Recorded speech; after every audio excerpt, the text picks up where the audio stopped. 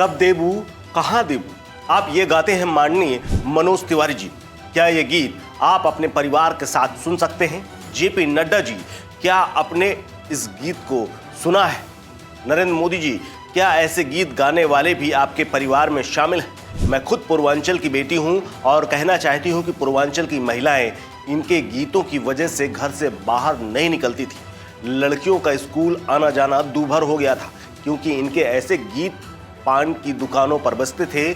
आज ये खुद को आपका परिवार बताते हैं। आप ऐसे लोगों को अपने परिवार से कब बेदखल कर रहे हैं?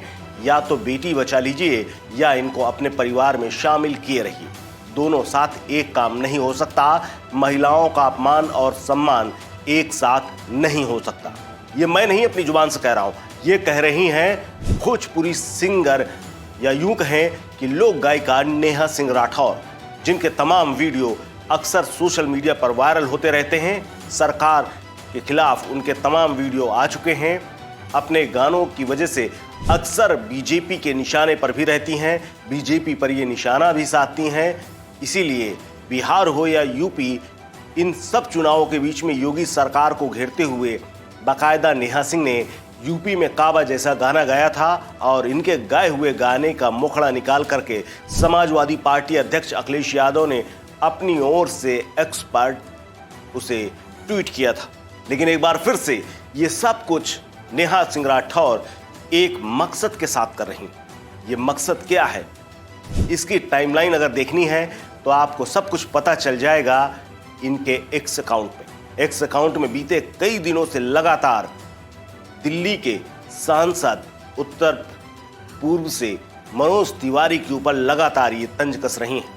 उनके गानों की क्लिप छोटी छोटी निकालकर एक्स पर डालकर बड़े बड़े कमेंट लिखती हैं और उसे लोग ट्वीट रिट्वीट करते हैं। लोकसभा चुनाव के लिए जब से टिकट का ऐलान बीजेपी की तरफ से किया गया है, दिल्ली में अब तक सभी संसदीय सीटों पर टिकट का ऐलान हो चुका है। सिर्फ मनोज तिवारी ऐसे व्यक्ति हैं जिनका टिकट बचा है। बाकी 6 लोगों का टिकट काट कर नए लोगों को मौका दिया गया है, लेकिन कोई उफ तक नहीं कर पाया। अब चूंकि सभी दल इस लोकसभा चुनाव के महाअभियान में जुटे हुए हैं, तो ऐसे में नेहा सिंह भी लगातार मनोज तिवारी को टारगेट कर रही। ऐसे में एक सुगबुगाहट और एक चर्चा तेज हो गई है कि क्या नेहा सिंह राठौर खुद दिल्ली उत्तर पूर्व से चुनाव लड़ना चाहती हैं? क्या उनके अंदर भी राजनीति उबाल मार रही है? क्या उनके अंदर भी अब नेता बनने की इच्छा कुलाचे मार रही है?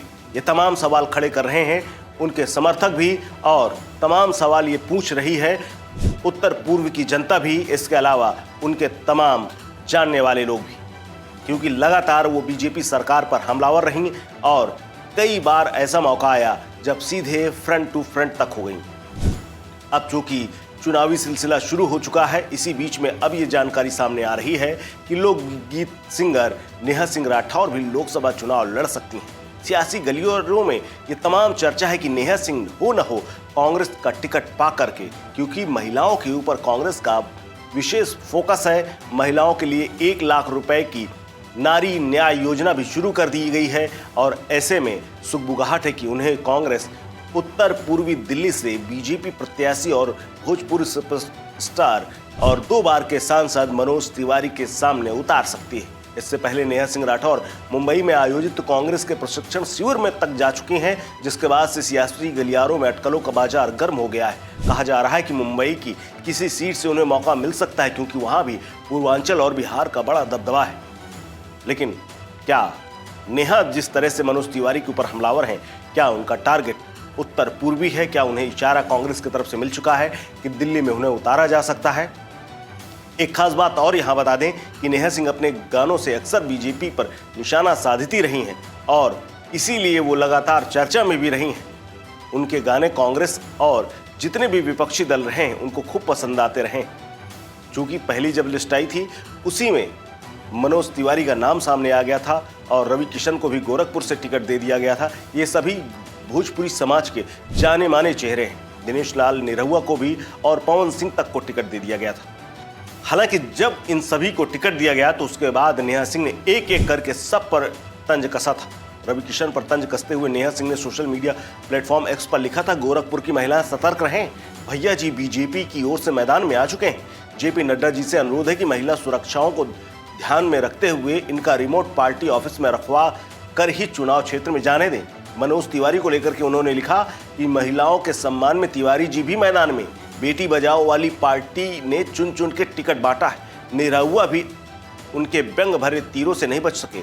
नेहा सिंह ने लिखा, माल खोजे बुढ़वा, हालांकि उनका ये तंज उन्हीं पर भारी पड़ गया और बाद में तमाम लोग उन्हें ही उल्टा ट्रोल करने लगे। लेकिन जिस तरह से वो लगातार भोजपुरी समाज की आवाज उठा रही हैं, भोजपुरी गानों और फिल्मों की गंदगी की बात लगातार करती रही हैं, भोजपुरी साहित्य की शुद्धता की बात उठाती रही हैं, तमाम मंचों पर उन्होंने ऐसे राजनीतिक बयान और राजनीतिक तौर पर प्रत्यक्ष और अप्रत्यक्ष तौर पर बातें करते हुए कई बार सुना गया है। अब ऐसे में चर्चा कोई साधारण बात तो नहीं है, अगर कहीं ना कहीं उठी है तो आग जरूर लगी है, तभी ये राजनीतिक धुआं उठ रहा है।